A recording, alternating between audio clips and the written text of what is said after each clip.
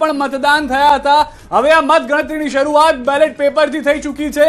તમામે તમામ મત જે ગણતરીના બૂથ છે તેના પર ચૂંટણી અધિકારીઓ ટેબલ પર તૈયાર થઈને બેઠા છે। બેલેટ પેપરની ગણતરી શરૂ કરી દીધી છે કે જે બેલેટ પેપરમાં કર્મચારીઓ કે જે ચૂંટણીમાં રોકાયા હતા તેઓના મત છે। ખુદ પ્રધાનમંત્રીનો મત પણ આ વખતે બેલેટ પેપરમાં કેદ થયો હતો તો તે પણ મત ગણવામાં આવશે। તમામ મત ગણતરીની જે શરૂઆત થઈ ગઈ છે અને હવે ન્યૂઝ 18 ગુજરાતીની ટીવી સ્ક્રીન આપ જોતા રહો। હવે તેમાં કોઈ છેડછાડ નહીં થાય કારણ કે તુરંત જ આ આંકડાઓ બદલાવાની શરૂઆત થઈ જશે। આપ પણ રિમોટ સાઈડમાં મૂકી દો।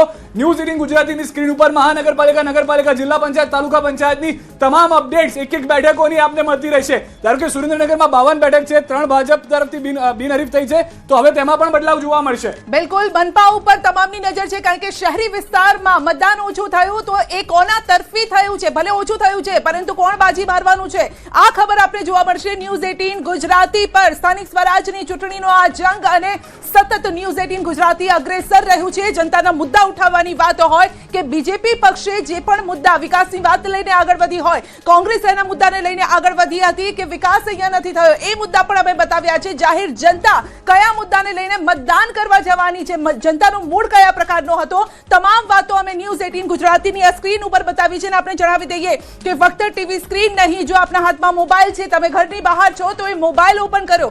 ન્યૂઝ 18 ગુજરાતી સોશિયલ મીડિયા જે ટીમ છે એ પણ અત્યારે સુપરબલી કામ કરી રહી છે એટલે સોશિયલ મીડિયા પર પણ અગ્રેસિવલી આપ આ રિઝલ્ટ આજના જોઈ શકશો। તમામે તમામ બેઠકો પર મત ગણતરી હવે શરૂ થઈ ચૂકી છે। મહાનગરપાલિકા, જિલ્લા પંચાયત, નગરપાલિકા અને તાલુકા પંચાયતની બેઠકોની મત ગણતરી શરૂ થતાની સાથે સીટોમાં જે બદલાવ છે તે પણ હવે આપણી ટીવી સ્ક્રીન ઉપર જોવા મળશે।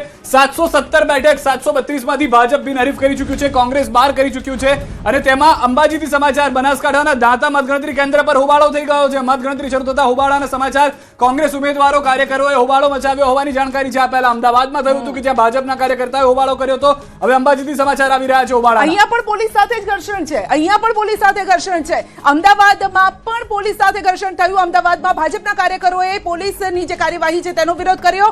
અંબાજીની વાત કરીએ તો અહીંયા કોંગ્રેસના કાર્યકરોએ પોલીસ જે કાર્યવાહી કરી રહી છે ત્યાં, એટલે કે તંત્ર સામે રોષ છે। સવાલ અહીંયા એ છે કે હજુ તો પરિણામ આવવાના શરૂ થશે, એ પહેલા કેમ આટલો બધો હોબાળો થઈ રહ્યો છે? ભાઈ જુઓ કે શું થવાનું છે। અહીંયા આપ જુઓ, કારણ કે જાણે કે હમણાં જ ફેટાફેટી પર આવી જાય એ પ્રકારના દ્રશ્યો સામે આવી રહ્યા છે એટલો ઉગ્ર અહીંયા વિરોધ થઈ રહ્યો છે।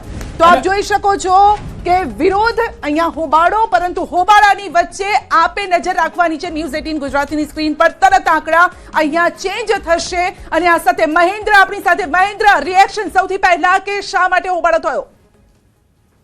બિલકુલ સંજય, આપને બતાવી દઉં કે જે રીતે આજે વહેલી સવારથી મતગણતરી હાથ ધરાવવાની હતી અને હાથ ધરાવવાની અંદર જો કે પોલીસ કાફલો ચુસ્ત બંદોબસ્ત કરવામાં આવ્યો હતો। જ્યારે મતગણતરી શરૂ થનાર હતી તેવામાં કોંગ્રેસના કાર્યકર્તાઓ ભારે હોબાળો કર્યો હતો અને એમ કહી શકાય છે કે ખોટા આક્ષેપો પણ કર્યા હતા। તેને લઈને જો કે અંદર કેમ્પસમાં કોઈને પ્રવેશવા ન દેવાતા। જી મહેન્દ્ર, આપણે રોકવા માંગીશું વધુ એક જાણકારી એ પણ હાલમાં પ્રાપ્ત થઈ રહી છે કે હવે જે બેલેટ પેપર છે તેની ગણતરી શરૂ થઈ ગઈ છે, એટલે કે આંકડાઓ જે છે તે હવે તરત બદલાતા રહેશે।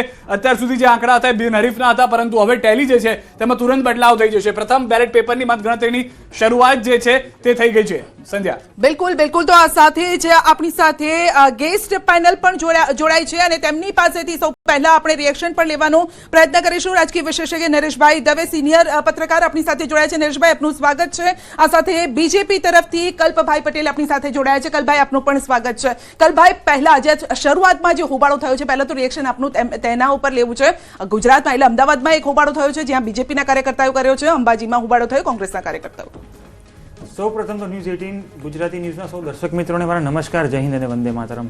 આજે પરિણામનો દિવસ છે, લોકશાહીનું પર્વ જે 26મી તારીખે ઉજવવામાં આવ્યું હતું તેના પરિણામ આજે જાહેર થવાના છે। તેના માટે શાંતિપૂર્ણ વાતાવરણમાં મતગણતરી થાય અને ચૂંટણી પંચ પોતાનું કામ યોગ્ય રીતે કરી શકે એ સૌની સામૂહિક જવાબદારી છે। અને ટૂંક જ સમયમાં જ્યારે હવે ગણતરી શરૂ થવા જઈ રહી છે ત્યારે મને